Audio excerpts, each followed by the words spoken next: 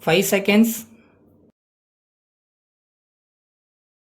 Start. Mr. Speaker Sir, I move the motion of thanks to the Governor for his address to the legislature. Mention has been made in the address about cyclone and famine in some districts. In this connection, I would like to point out that for many years we have had famines and cyclones in some part of the country. So far as our state is concerned, we have had famine either on account of little rain or sometimes too much of it. In spite of our best efforts, we find that the resources for meeting such conditions are no longer available, and we do not know how we are going to solve these problems if famines and cyclones continue. Today, we have to take into account what has happened in the past 3 or 4 years. Though the government have done much,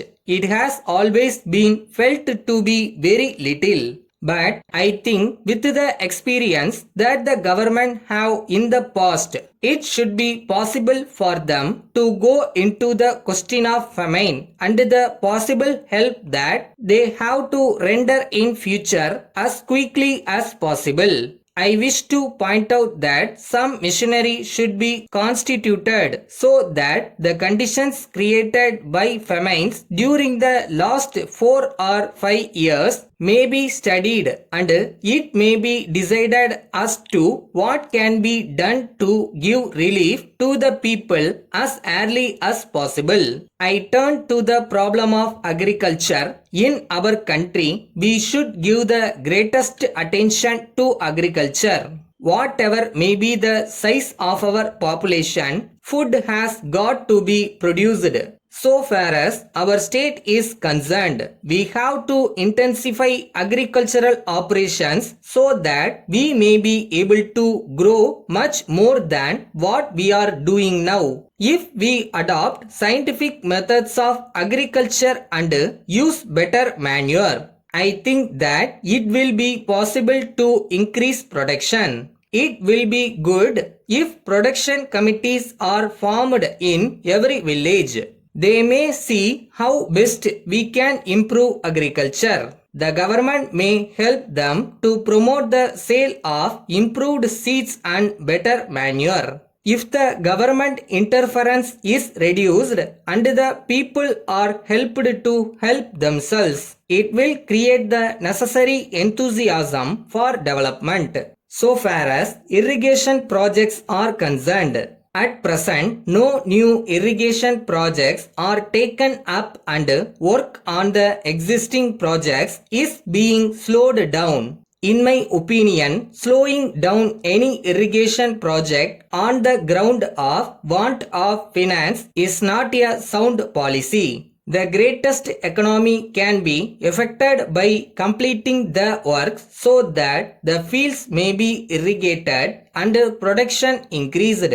I request that the irrigation schemes may be completed as early as possible, even by borrowing money if necessary. So far as electricity schemes are concerned, the government are trying to manage with the limited resources available. Whatever be our view of a welfare state, we must understand that unless we have the necessary resources, we cannot make much progress. There is a general feeling that the resources of a government are unlimited. If it is understood that the resources of the government have to come from the people, it will reduce the demand on the government to take up this scheme or that. At the same time, the interest of no region should be neglected. Minor irrigation schemes should be taken up wherever possible. After attaining independence, we have seen great development taking place in the country.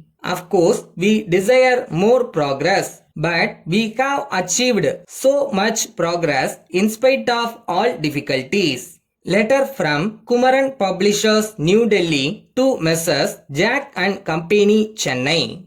Dear sirs, it will be a great thing if you can save a lot by reducing your office expenses. For this purpose, we have brought out a publication entitled Scientific Office Management.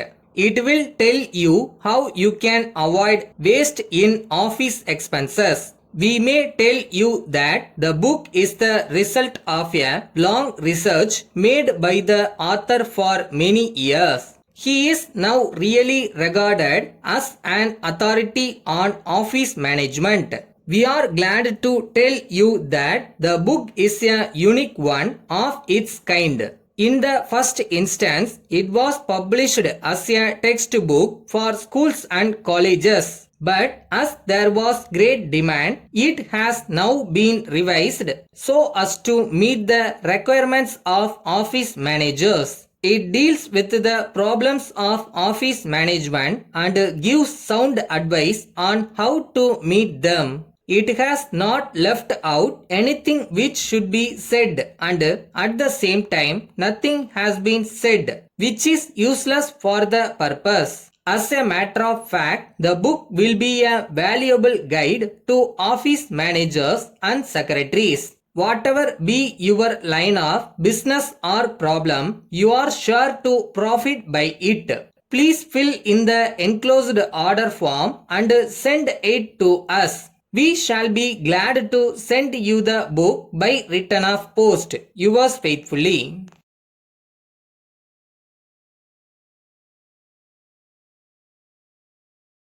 நாளை என்றும் நம் கையில் இல்லை, நாம் யாரும் தேவன் கை பொம்மைகளே. என்றால் கூட போராட நண்பா, என்றைக்கும் தோற்காது உண்மைகளே.